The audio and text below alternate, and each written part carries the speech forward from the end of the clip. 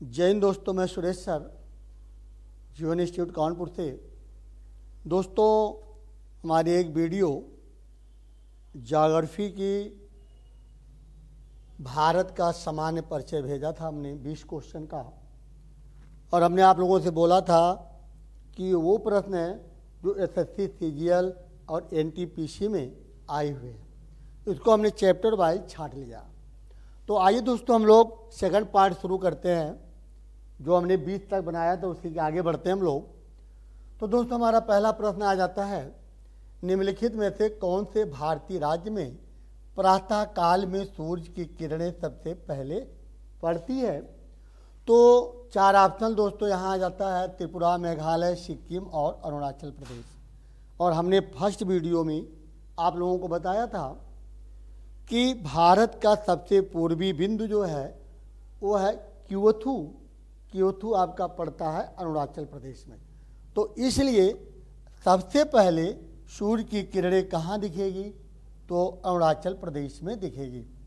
इसके बाद दूसरा क्वेश्चन हमारा आ जाता है कि निम्नलिखित में से कौन सा अक्षांश रेखा जो अधिकतम भारतीय राज्यों से होकर गुजरती है? तो कौन सी अक्षांश रेखा है दोस्तों जो अधिकतम भारतीय राज्यों से होकर गुजरती है? कहता है कि हाँ, ये आपका 20 डिग्री नॉर्थ में और 22 अक्षांश, 24 अक्षांश या 26 अक्षांश। तो दोस्तों, ये जो 24 डिग्री नॉर्थ में है, ये किन किन राज्यों से होकर गुजरती है? तो गुजरात से गुजरती है। आपको आ जाता है गुजरात से गुजरती है। और इसके बाद राजस्थान भी गुजरती है। राजस्थान से गुजरती है। फिर मध्य प्रदेश से गुजरती है, मध्य प्रदेश आ जाता है। फिर आपका यूपी आ जाता है। फिर आ जाता है छत्तीसगढ़ से गुजरती है, छत्तीसगढ़ आ जाता है। झारखंड आ जाता है, झारखंड से गुजरती है। फिर आपका मणिपुर से भी गुजरती है। फिर मिजोरम से भी गुजरती है, मिजोरम। तो इतने राज्यों से 24 डिग्री नॉर्थ अक्षांश गुजरती है। तो इतने राज्यों से होकर गुजरती है। अगले क्वेश्चन में दोस्तों, केरल से गुजरने वाले अक्षांश, तो केरल से गुजरने वाले अक्षांश कहाँ से होकर गुजरते हैं? तो केरल के जो गुजरने वाले हैं दोस्तों, तो ये हमारा तमिलनाडु की होकर गुजरते हैं। इसके बाद हम आ जाते हैं, निम्नलिखित में से कौन सा भारतीय मानक समय को सटीक ढंग से दर्शाता है? अब यहाँ दोस्तों थोड़ा सा कॉमन सेंस के क्वेश्चन हैं। कहता है जीएमटी प्लस 4.5 घंटा। तो प्लस में तो है जीएमटी से, क्योंकि जीएमटी मतलब हो गया ग्रीनविच मीन टाइम्स, ये 0 देशांतर। अगर उसके हम पूरब में जाते हैं तो हमारा प्लस में जाएगा, अगर हम पश्चिम में जाते हैं तो माइनस में जाएगा। तो ये प्लस तो सही है, लेकिन ये 4.5 गलत है। जीएमटी माइनस 5.5, 5.5 तो सही है, लेकिन माइनस लग गया। अगर हम पश्चिम में भारत होता जीएमटी से तो माइनस 5.5 सही होता, लेकिन चूंकि पूरब में है तो ये भी आंसर रॉन्ग जा रहा।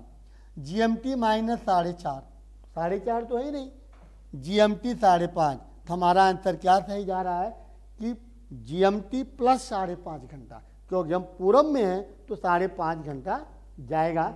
क्योंकि पृथ्वी को एक देशांतर पार करने में 4 मिनट लगते हैं और 82.5 देशांतर को पार करने में लगभग 5.5 घंटे का समय लगेगा। इसके बाद दोस्तों हमारा आ जाता है, भारतीय मानक समय का निर्धारण 82.5 पूर्वी देशांतर वाली महत्तर रेखा को मानक महत्तर मानकर किया जाता है, या इनमें से किसके पास से होकर गुजरती है? तो देखिए दोस्तों, मैं आपको बता दें कि मिजोरम और प्रयागराज, यानी यहाँ आंसर मिजोरम तो है नहीं, ये बॉर्डर लगाता है। कहीं कहीं प्रयागराज यानी इलाहाबाद मिलता है और कहीं कहीं मिजोरम मिलता है। तो ये यहाँ आंसर हमारा जाएगा कहाँ? प्रयागराज जाएगा। यदि भारत में दोपहर के 12 बजे का समय है तो उसी दिन किस में उत्तर पर सुबह के 5 बजे होंगे, तो सुबह के 7 बजे होंगे। तो अब हम थोड़ा जाएंगे माइनस में, तो माइनस में अगर जाते हैं तो सुबह के 7 और दोपहर के 5, यानी 5 घंटे का डिफरेंस है। तो 5 घंटे का डिफरेंस हो रहा है, तो पृथ्वी को 1 घंटे में पृथ्वी 15 देशांतर घूमती है, और हमको घूमना कितना है 5 घंटे, तो 15 पचे 75। तो दोस्तों हमारा देशांतर कितना जाएगा 75 पूर्वी देशांतर, पश्चिमी नहीं, 75 पूर्वी देशांतर जाएगा। ठीक है, तो 75 पूर्वी देशांतर जाएगा दोस्तों। चलिए इसके बाद हमारा अगला पॉइंट आ जाता है, भारत के काल क्षेत्र के संबंध में निम्नलिखित में से कौन सा कथन सही है। काल क्षेत्र के संबंध में कौन सा कथन दोस्तों सही है। कहता समग्र देश के लिए एक मानक समय है, बिल्कुल सही है। अंडमान या निकोबार द्वीप समूह और लक्षद्वीप समूह के भिन्न काल क्षेत्र हैं। भारतीय मानक समय और जीएमटी से 5.5 घंटा पीछे है, तो 5.5 घंटा पीछे तो गलत है। यानी ये जो आपका जवाब जा रहा है तीसरा, तो पूरी तरह से गलत जा रहा है भाई। पहला तो समग्र देश के लिए एक मानक समय है, तो 82.5 बिल्कुल सही है, 82.5 ये तो बिल्कुल सही जा रहा है। अंडमान निकोबार द्वीप समूह और लक्षद्वीप समूह के भिन्न काल हैं, तो भिन्न काल हैं, तो दोस्तों ये हमारा आंसर जो है ये बिल्कुल यहाँ हमारा पहला आंसर जाना चाहिए सही, क्योंकि अलग अलग जा रहा है, तो पहला हमारा सही है, तो पहला आंसर सही जाएगा। इसके बाद दोस्तों हम आ जाते हैं निम्नलिखित कथनों में कौन सा कथन भारत के बारे में सही है। कहता उत्तर से सही उत्तर के चयन हो तो निम्नलिखित कूट का प्रयोग करना है। पहला दोस्तों हमारा आ जाता है, भारत विश्व का 5वां बड़ा देश है, तो भारत विश्व का 5वां बड़ा देश है, तो पहला क्वेश्चन रॉन्ग जा रहा है दोस्तों, यह आंसर गलत है, क्योंकि 7वां है 5वां नहीं है। यह स्थल मंडल के कुल क्षेत्रफल का 2.4% भाग अधिकृत किए हुए, तो बिल्कुल है 2.42% नहीं 2.4% लगभग सही है। समस्त भारत उस गठबंध में स्थित है, तो समस्त भारत उस गठबंध में स्थित है। 82.5 पूर्वी देशांतर का प्रयोग भारतीय मानक समय को निर्धारित करने के लिए किया जाता है। तो दोस्तों अब हमारा कूट कौन सा सही है, तो दूसरा और चौथा हो रहा है, क्योंकि भारत समस्त भारत उस कटिबंध में नहीं है, क्योंकि कर्क रेखा के नीचे उस कटिबंध आता है, और कर्क रेखा के ऊपर जो हिस्सा हमारा पड़ता है उसको हम बोलते हैं शीतोष्ण कटिबंध। इसलिए हमारा ये भी एक गलत हुआ, 3 और 1 गलत है, 2 और 4 आंसर हमारा सही जाएगा, तो 2 4 ये हमारा। इसके बाद दोस्तों हम आ जाते हैं भारत की उत्तर से दक्षिण की लंबाई। तो भारत की उत्तर से दक्षिण की लंबाई की अगर दोस्तों हम बात करते हैं, तो ये हमारा उत्तर से दक्षिण, ये पूरब से पश्चिम। तो उत्तर से दक्षिण हमारा आ जाता है 32-14, और पूरब से पश्चिम हमारा दोस्तों आ जाता है 29-33 किलोमीटर है। तो ये उत्तर दक्षिण पूरब पश्चिम की दूरी है। इसके बाद हमारा अगला पॉइंट दोस्तों आता है, क्षेत्रफल के क्रम में भारत के 3 बड़े राज्यों का क्रम बैठाना। तो दोस्तों हम आपको बता दें, नंबर 1 पे राजस्थान है, दूसरे पे मध्य प्रदेश है, तीसरे पे महाराष्ट्र है, और चौथे पे हमारा आ जाता है उत्तर प्रदेश। तो 3 राज्यों को बैठाना, राजस्थान, मध्य प्रदेश और महाराष्ट्र, यानी पहला आंसर सही जा रहा। मध्य प्रदेश से किस राज्य की सीमा नहीं छूती है, तो मध्य प्रदेश से किस राज्य की सीमा नहीं छूती है दोस्तों, हम आपको बता दें कि मध्य प्रदेश की सीमा किससे किससे जुड़ी हुई है, तो किन किन राज्यों से जुड़ी है। तो पहले हम आपको बता दें, यूपी आ जाता है, यूपी मध्य प्रदेश को छूता है। फिर आपका गुजरात मध्य प्रदेश को छूता है, गुजरात हो गया। फिर आपका छत्तीसगढ़ छूता है मध्य प्रदेश को, क्योंकि मध्य प्रदेश से कट के बना है, छत्तीसगढ़ छूता है। फिर आपका महाराष्ट्र भी छूता है, महाराष्ट्र छूता है, और राजस्थान छूता है। राजस्थान मध्य प्रदेश को छूता है। तो इतने छूते हैं, यानी यहाँ पर हमारा कौन सा नहीं छूता? झारखंड। तो झारखंड हमारा आंसर जाएगा, झारखंड नहीं छूता। इसके बाद दोस्तों में आ जाते हैं भारत में कितने राज्य और संघ राज्य क्षेत्रों की 2 से अधिक अंतर्राष्ट्रीय सीमा है। तो 2 से अधिक अंतर्राष्ट्रीय सीमा किसकी जुड़ी हुई है? तो 2 संघ राज्य क्षेत्र 2 से अधिक अंतर्राष्ट्रीय सीमा जुड़ी हुई है। तो दोस्तों मैं आपको बता दें कि कौन कौन से जुड़ी है। सिक्किम है, सिक्किम जुड़ा हुआ है, और बंगाल, सिक्किम और बंगाल, और उधर से अरुणाचल प्रदेश भी 2 राज्यों को छूता है। तो 3 होने चाहिए, क्योंकि अरुणाचल प्रदेश दोस्तों चाइना और म्यांमार को छूता है, ठीक है, और चाइना म्यांमार को छूता है, और सिक्किम जो है छूता है इधर से चाइना और नेपाल को भी छूता है। और बंगाल, बंगाल की सीमा बांग्लादेश को छूती है, और नेपाल का कुछ हिस्सा छूता है। तो 3 राज्य हो गए इससे। अगले पॉइंट में आते हैं, भारत का सबसे लंबा समुद्र तट किस शहर में स्थित है? तो चेन्नई यहाँ आंसर जाएगा, क्योंकि शहर की बात कर रहा है तो चेन्नई जाएगा। अगर राज्य की बात करता है तो गुजरात हो जाता, तो चेन्नई होगा दोस्तों।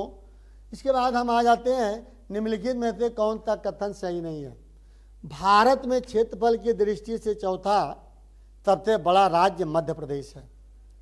तो चौथा सबसे बड़ा राज्य मध्य प्रदेश है, तो गलत जा रहा है भाई, क्योंकि दूसरे नंबर पे क्षेत्रफल में हॉर्नबिल उत्सव नागालैंड में मनाया जाता है। बिल्कुल सही। कहता है कि राष्ट्रीय जीडीपी में गुजरात के योगदान का 7.9% है। तेलंगाना भारतीय प्रायद्वीप के मध्य खंड में दक्कन के पठार में स्थित। बिल्कुल सही है। तो पहला हमारा आंसर गलत जा रहा, बाकी तीनों सही है। इसके बाद दोस्तों में आ जाते हैं, निम्न में से किस भारतीय राज्य की सीमा उत्तर, दक्षिण और पश्चिम में बांग्लादेश की सीमा को छूती है? तो उत्तर पश्चिम में बांग्लादेश की सीमा छूती है। कहता पश्चिम बंगाल, मेघालय, असम और त्रिपुरा, जो बांग्लादेश से घिरा हुआ है। तो दोस्तों हमारा आंसर जाएगा त्रिपुरा, जो 3 ओर से बांग्लादेश की सीमा से घिरा हुआ है। तो त्रिपुरा हमारा आंसर होगा। निम्नलिखित में से कौन सा भारतीय राज्य 2 या 2 से अधिक देशों के साथ अंतर्राष्ट्रीय सीमा को साझा नहीं करता? तो अंतर्राष्ट्रीय सीमा को साझा नहीं करता, अरुणाचल प्रदेश तो करता है भाई। त्रिपुरा, हमें लगता है त्रिपुरा केवल एक ही को साझा करता है और किसी को साझा करता नहीं है। तो आंसर हमारा त्रिपुरा होना चाहिए, ठीक है भाई। तो त्रिपुरा जाएगा। तो बिल्कुल त्रिपुरा साझा करता है, त्रिपुरा आंसर होगा यहाँ पे। चलिए, निम्नलिखित में से भारत के किस राज्य की सीमाएं सबसे कम राज्यों की सीमा के साथ लगी हुई है? तमिलनाडु, केरल, उड़ीसा और सिक्किम। माने किस राज्य की सीमा सबसे कम लगी हुई है? तो सिक्किम जो है, ये राज्य की बात हो रही, देश की नहीं। सिक्किम केवल बंगाल को टच करता है, बंगाल को छूता है। बाकी और अगर उधर हम बात करते, चाइना छूता, उधर भूटान छूता, इधर नेपाल छूता।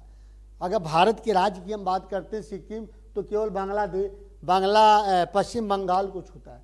तो एक राज्य जाएगा। हाँ, चीन के साथ सबसे अधिक लंबी सीमा किस राज्य की छूती है? तो दोस्तों अरुणाचल प्रदेश है, क्योंकि अरुणाचल प्रदेश से हमारा एक रेखा गई है मैकमोहन। तो अरुणाचल प्रदेश सबसे अधिक चाइना की सीमा को छूता है। तो अरुणाचल प्रदेश अंदर जाएगा। 8 डिग्री चैनल निम्नलिखित में से किसको अलग करती है? तो दोस्तों मैं आपको बता दें, अगर हम बात करते हैं कि भारत और श्रीलंका को, तो पाक जल संधि, ये पाक जल संधि जाएगा दोस्तों, जल संधि है। अगर हम बात करते हैं लक्षद्वीप और मालदीव को, तो 8 डिग्री चैनल ये छूता है। जो क्वेश्चन पूछ रहा है तो मालदीव और लक्षद्वीप को। अंडमान निकोबार की अगर हम बात करते हैं, तो ये 10 डिग्री चैनल, 10 डिग्री चैनल जो अलग करता है ना, channel 10 degree channel Indira point और इंडोनेशिया की अगर हम बात करते हैं तो 6 डिग्री चैनल, तो 6 डिग्री चैनल जो चैनल ये इसको अलग करता है इंदिरा पॉइंट को इंडोनेशिया से। हमारा आंसर जाएगा लक्षद्वीप। इसके बाद दोस्तों हम आ जाते हैं काठियावाड़ प्रायद्वीप भौगोलिक और सांस्कृतिक विस्तार है। और काठियावाड़ दोस्तों कहाँ पड़ता है, तो काठियावाड़ गुजरात में पड़ता। तो चलिए दोस्तों हमारा सेकंड पार्ट 20 क्वेश्चन का आपने समाप्त किया। हम थर्ड वीडियो लेकर आएंगे क्वेश्चन नंबर 41 से, तो ज़रूर आप लोग देखिएगा इसको। ये आए हुए क्वेश्चन हैं। तो अगली वीडियो हम फिर मिलते हैं। जय हिंद, जय भारत।